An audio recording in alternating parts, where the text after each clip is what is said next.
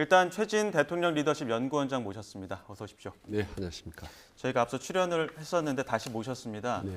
원장이 앞서 이번 주까지는 꼭 선고기일이 나와야 된다 이렇게 말씀을 해주셨는데 네. 헌법재판소도 다음 주로 넘기기엔 좀 부담이 있었던 것 같죠? 네, 일단 뭐 정말 다행입니다. 저희들이 이제 4월 18일 이후로 미뤄지고 또 국정이 영원 미궁 속으로 빠져들지 않을까 조금 전에 걱정을 했는데 예. 딱 필요한 시기에 나왔다고 봅니다. 4월 18일이 두 분이 이제 퇴임을 하는데 전주는 약간 부담이 있습니다. 4월 11일 뭐 금요일은 좀 부담이 있고 4월 4일 금요일이 적절치 않나라고 이제 봤는데 적절한 시점에 나와서 참 다행인 거고 어쨌든 지금 이제 중요한 거는 탄핵 기각이든 인용이든 어떤 양측 피고인의 피청구인한 국민들이 이제 그걸 받아들이는 것 이거 중요합니다. 예. 하나 좀 눈에 띄는 거는 생중계를 하기로 했다는 사실이 상당히 좀 눈에 띄는데 보통 저럴 경우 청구나 피청구인은 사실 의논을 해야 되고 어느 한쪽이 반대하면 하기 어렵습니다. 그럼에도 불구하고 헌재가 결단을 내렸다는 거는 아마 충분히 헌재 8명이 많은 거를 논의했지 않느냐. 그래서 서로 의견들이 달랐던 부분들을 최종적으로 극적으로 많이 합의를 본 것 같다라는 생각을 듭니다. 예. 네. 지금 보시는 화면이 이제 4월 4일에 윤석열 대통령 탄핵 심판 선고를 하겠다라는 그 통지서인데요. 네. 지금 정식 변론을 진행한 지가 이제 11번 동안 진행을 했었고요. 최장 기간 고심을 해왔는데 저희가 취재 기자가 지금 연결이 되어 있습니다. 취재 기자 연결해서 4월 4일 오전 열리는 윤석열 대통령 탄핵 심판 선고와 관련해서 좀 더 자세히 알아보겠습니다. 자, 김영수 차정 기자 나와주시죠. 네, 헌법재판소에서 관련 소식 전해드리겠습니다. 조금 전에 헌법재판소의 공지가 나왔습니다. 전해드린 것처럼 윤석열 대통령의 탄핵심판 선고 날짜가 지정이 됐습니다. 오는 금요일입니다. 오전 11시, 4일 오전 11시에 대통령에 대한 탄핵심판 선고가 있을 예정입니다. 지난해 12월 14일 탄핵소추안이 헌재 접수된 지 108일 만에 선고 날짜가 지정이 된 거고요. 선고는 111일 만으로 볼 수 있습니다. 저희가 여러 차례 전해드린 것처럼 두 대통령 사건이 모두 금요일에 선고가 됐었죠. 이번에도 마찬가지로 금요일로 선고 날짜가 결정이 됐습니다. 보통 변론은 오전 10시 아니면 오후 2시쯤 했었는데 선고 시간은 11시로 오전 11시로 결정이 됐습니다. 지난 2월 탄핵 심판의 변론이 모두 끝난 뒤로는 한 30여일 만에 선고가 이뤄지게 됐습니다. 사실 저희가 며칠 동안 계속해서 평이가 좀 길어지고 있다, 선고 날짜가 좀 지정이 안 되고 있다라는 얘기를 계속해서 전해드렸었는데 그런 원인이 좀 추정되는 것들이 있었죠? 네, 윤 대통령 탄핵 심판 역대 최장 수기 기록을 갱신했었는데요. 지금까지 저희 YTN 취재를 종합해 보면 쟁점에 따라 재판관들의 다른 의견들이 있었던 것으로 추정이 됩니다.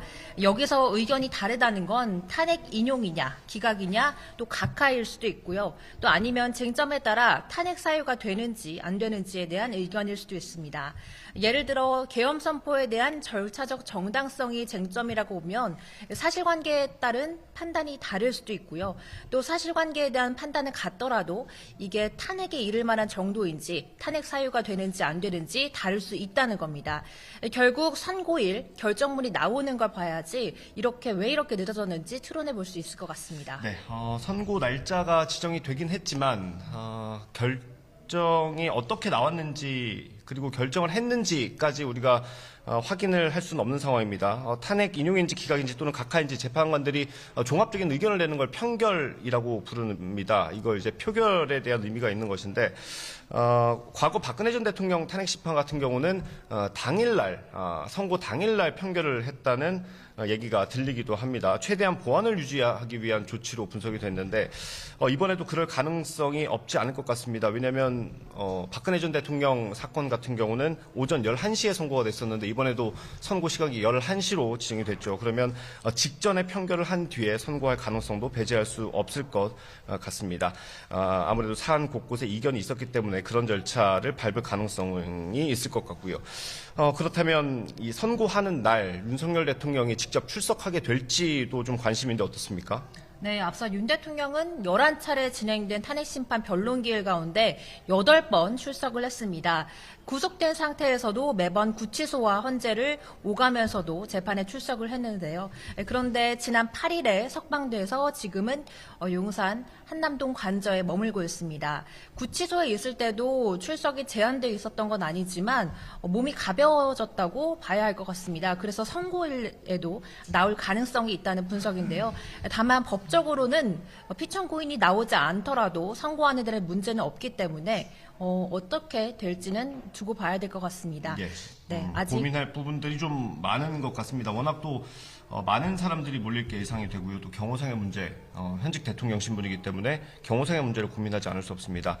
여기에 예상되는 심판 결과에 따라 정치적인 고려를 할 가능성도 있습니다. 직접 나왔을 때 만약에 파면되지 않는다면, 기각이 된다면 극적인 장면을 연출할 수 있죠. 윤 대통령으로서는요. 그리고 반대라면 또 역효과가 있을 수 있습니다. 그래서 셈법이 좀 복잡할 텐데 대리인단은 일단 현재까지 검토 중이다라는 입장을 밝혀왔습니다.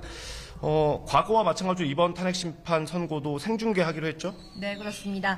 탄핵심판 변론 영상은 저희가 상당 부분 방송으로 전해드렸는데요. 근데 그 당시의 영상은 녹화된 영상이라서 엄연히 따지면 생중계는 아니었습니다. 하지만 선고 당일 이번 주 금요일에는 생중계로 볼 수 있습니다.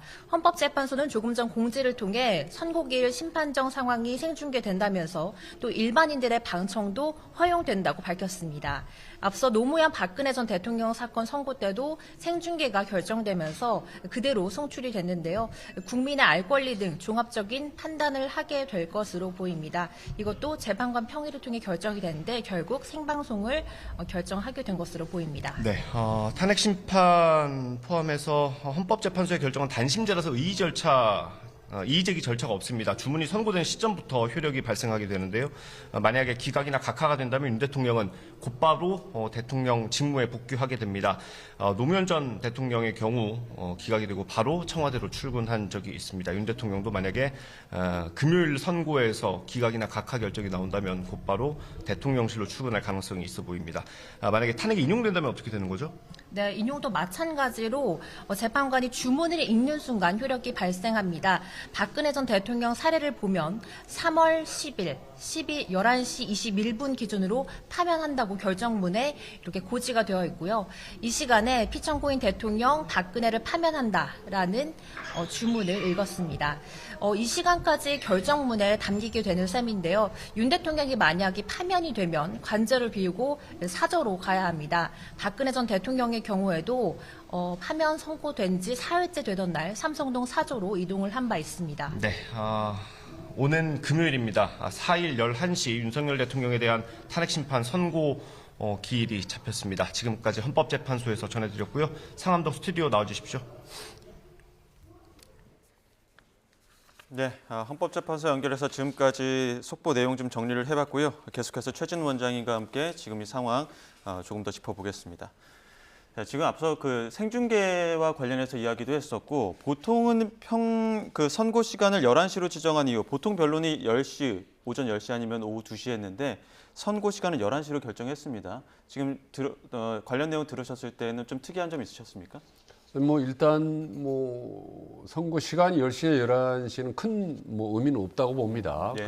그 얘기는 11시에 한다는 거는 선고 기간이 내용이 이렇게 길지는 않겠다라는 생각이 들고, 일단 생중계를 한다는 것 자체에 이제 참 큰 저는 의미를 두고 있습니다. 일단 보니까 박근혜 대통령은 노무현 대통령이 생중계를 하긴 했습니다. 예. 하긴 했습니다만은 이제 이번 같은 경우는 워낙 이제 계엄이라는 그 사태가 엄중하고 국민들이 관심을 찬성 반대자들이 치열하게 대립하고 있는 상태이기 때문에 이게 생중계됐을 경우에 어느 한쪽, 이를테면 이제 본인들이 의도하는 나오지 않았던 쪽이 반발이 상당히 크겠다라는 생각이 듭니다. 예. 그럼에도 불구하고 생중계를 강행한 거는 헌재 재판관들이 역사성, 이 헌재 판결을 갖는 역사성, 시대적 의미 이런 부분 상당히 좀 중요시한 것 같습니다. 그리고 생중계를 할 정도면 명확하게 어느 한쪽, 패배한 쪽이 크게 이의를 제기하지 못하도록 확실하게 어떤 편결의 논리를 제공해야 된다라는 면에서 현재 8명이 이 아마 판결 결과에 대해서 상당히 의견 일치를 받고 또 그 부분에 대해서 자신감을 갖게 됐다라고 생각이 됩니다. 예. 예. 윤석열 대통령이 그 변론기일 동안에 적극적으로 나와서 본인의 입장을 밝혔잖아요. 네. 4월 4일 선고가 내려지는 날에도 과연 출석을 할까? 이 부분도 관심인데 좀 고민이 좀 될 것 같아요. 어떻게 전망하세요? 지금 실제로 좀 고민을 하고 있는 거로 좀 들었습니다. 고민을 들어오고 있는데 이제 직접 출연석을 해서 단연 기각되면 그것없이 이제 어떻게 보면 정말 화려한 금이 환영 같은 분위기를 연출할 수 있고 극적인 분위기를 연출을 되겠습니다만은 반대로 탄핵이 이제 인용이 될 경우는 그 자리에서 즉석에서 바로 그 시간 이후로 대통령이 어떻게 보면 파면되지 않습니까? 그럴 경우는 또 아주 좋지 않은 모양새를 갖고 있죠.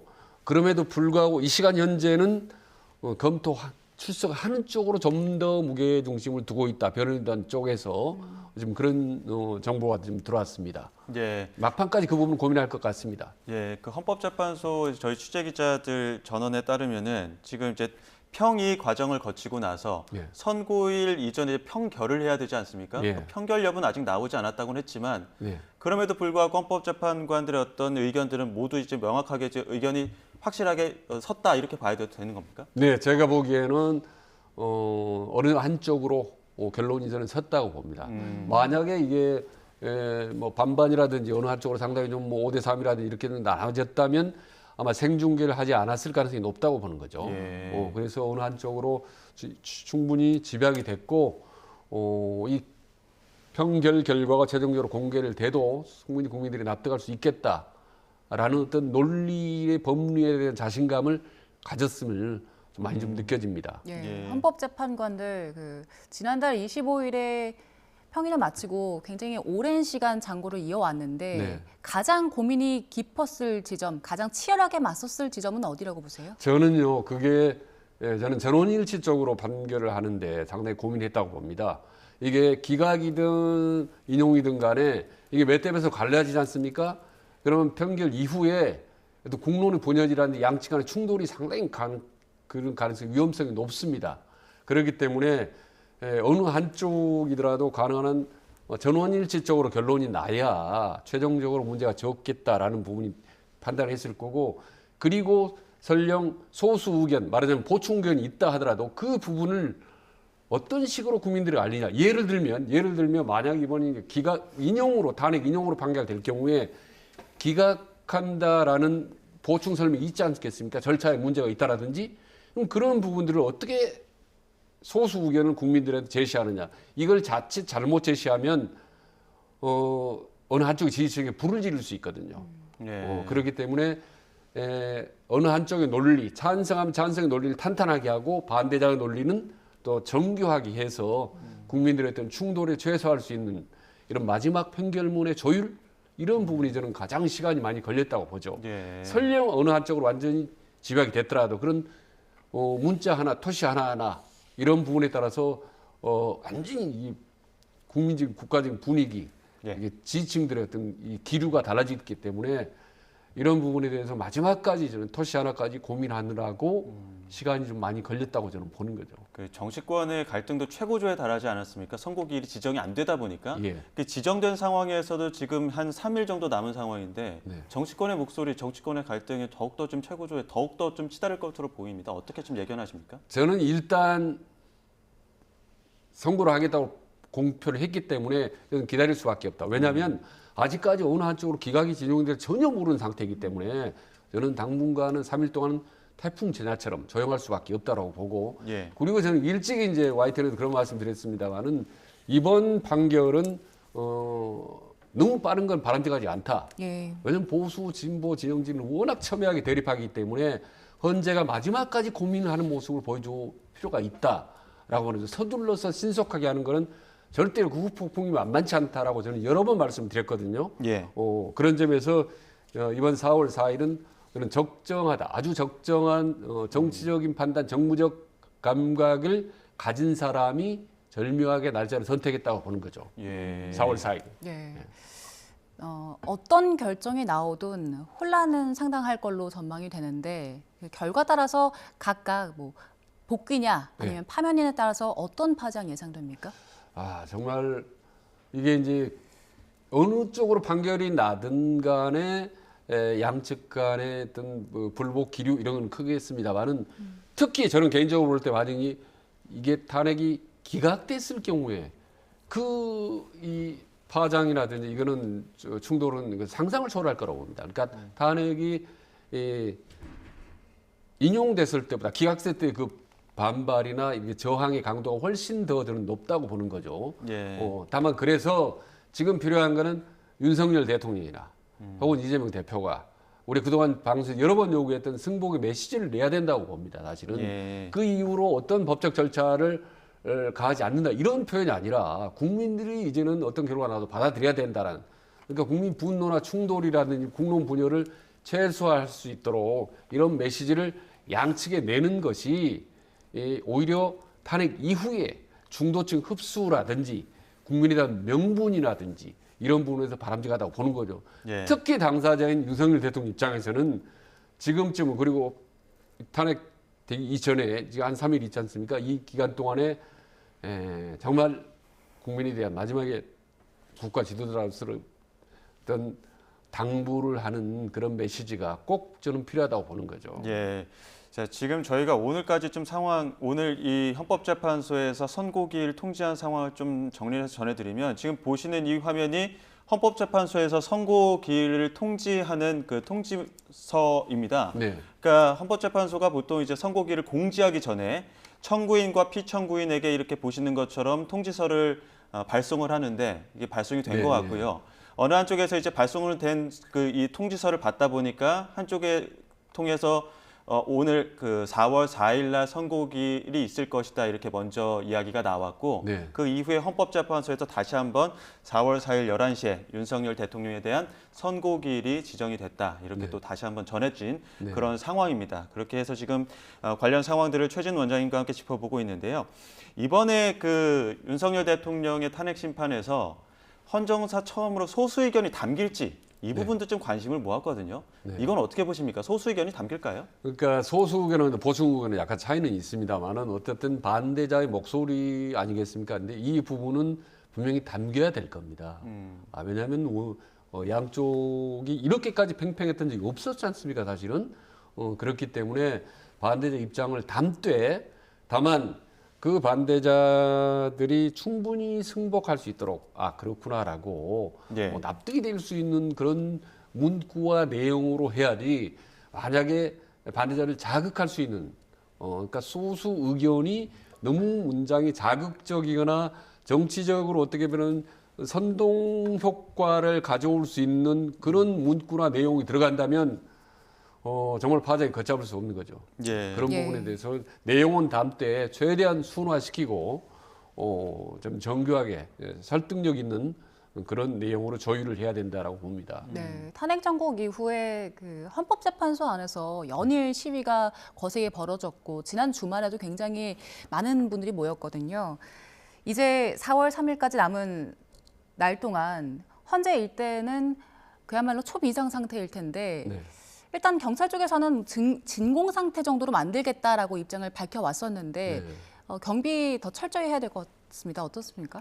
그러니까 대한민국 어떻게 보면은 정말 치안, 안보, 보안 이런 부분에서 가장 역점을 둬야 될 어떤 중요한 시기라고 어떻게 보면 거의 뭐 언론에서는 연일 뭐 전쟁이라고 표현할 정도로 이번 여야 격돌을 얘기하기 때문에 거의 준전시 상황에 준하는 그런 치안 태세를 발령을 해야 된다고 보는 거죠. 그런데 아시다시피 이 주무부처가 행안부 아니겠습니까? 경찰을 담당하는 총사령탑이 근데 행정안전부 장관이 지금 공백인 상태에서 과연 제대로 될까 걱정인데 어쨌든 그래도 경찰력을 총동원해서 저는 만전을 기해야 된다고 보고 헌재 안만이 아니라 타 지역 아마 그날 선거날 4월 4일 날은 광화문이라든지 여의도라든지 전체 국민들이 나오지 않겠습니까? 집회 군중들이 거기서 어느 지역에서 갑작스러운 불상사가 나올 경우를 대비를 해야 된다고 봅니다. 예.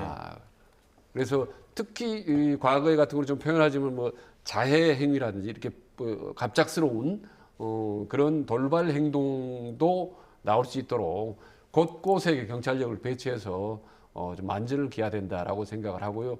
특히 이 부분을 그나마 어떤 양측의 충돌을 최소화하려면 중요한 게 양쪽의 당 지도부의 행동입니다. 사실은 예. 국회의원들이 만약에 그날 4월 4일 선거하는 날 말이죠. 군중들이 광화문 나오는데 양쪽의 국회의원들이 광화문이나 혹은 여의도 쪽에 나와서 그 군중들과 섞여서 뭔가 분위기를 많이 악화시키려고 하는 그런 발언들을 한다면 정말 걷잡을 수 없다고 봅니다. 예. 4월 4일 날 정치인들이 여야 국회의원들이 어떤 행동을 보이느냐에 따라서 저는 중요한 하나 포인트가 있는데 뭐냐면 기각이든 인용이든 갈 말이죠. 바로 다음 날부터 중도층이 향배하고 움직인다고 봅니다. 그래서 당일날 기각 현재 결과에 대해서 어떤 태도를 여야가 보여주느냐에 따라서 저는 중도층 향배가 저는 달라진다고 봅니다. 예. 아, 지금까지 그 선고일이 정해지지 않은 이유들을 여러 가지 좀 해석을 해봤었는데 네. 그때 당시에 가장 많이 나왔던 게 이제 5대3 교착설. 예. 결론이 전원일치로 나가지 않다 보니까 계속해서 지금 평의가 좀 길어지는 것 아니냐 네. 이런 관측들이 많았거든요. 네. 혹시나 5대3이거나 아니면 뭐 7대1, 뭐 6대2 이렇게 나올 가능성도 있다고 보십니까? 그 가능성은 없지는 않지만 저는 적다고 봅니다. 매우 그런 가능성은 만약에 그런 결과인데 생중계를 하고 일반 방청객이 들어갔다 어떤 사태가 나올지 이건 걷잡을 수 없다고 봅니다. 예. 그렇기 때문에 그건 아니라고 내용적으로 다만 저 과정에서 충분히 5대3이라든지 혹은 뭐 논란이 있었겠지만은 이제는 막판에 어느 정도 하는 한쪽으로 저는 의견이 집약됐기 때문에 예. 헌재가 자신 있게 저는 생중계도 하고 일반 방청객까지도 입장을 허용하지 않았나 저는 그렇게 봅니다. 예, 이쯤에서 저희 YTN 취재진들이 지금 취재한 내용을 좀 짚어보겠습니다.